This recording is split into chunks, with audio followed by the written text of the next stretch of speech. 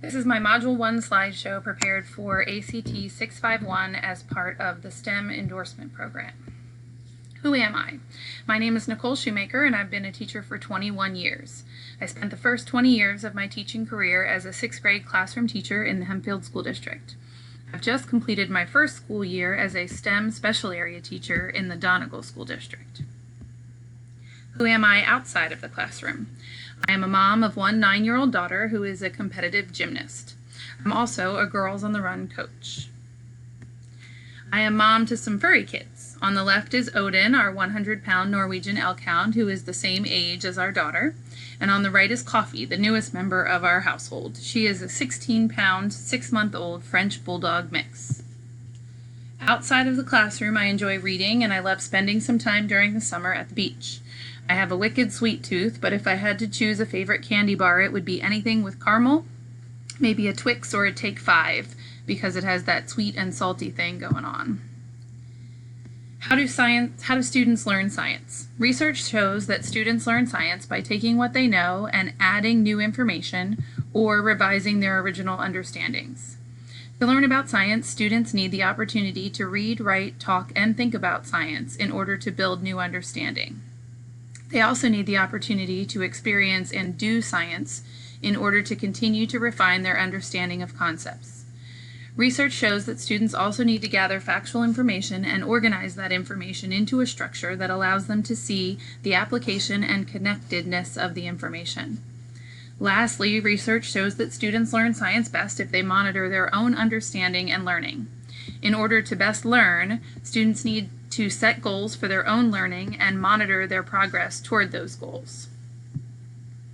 What are the barriers to science learning? Unfortunately, I feel as though there are lots of barriers to science learning in education. The first is instructional time.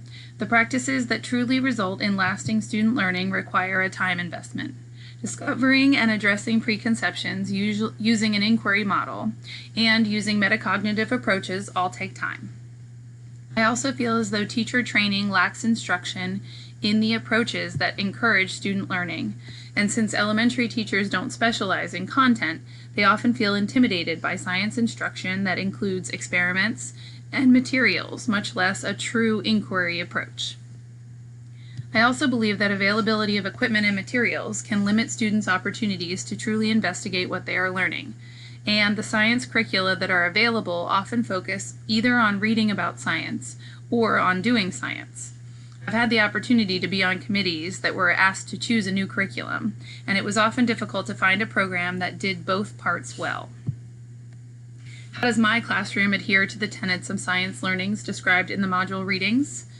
In my classroom, I've always worked to help students learn by using their preconceptions, conceptual frameworks, and the opportunity to actually participate in doing science.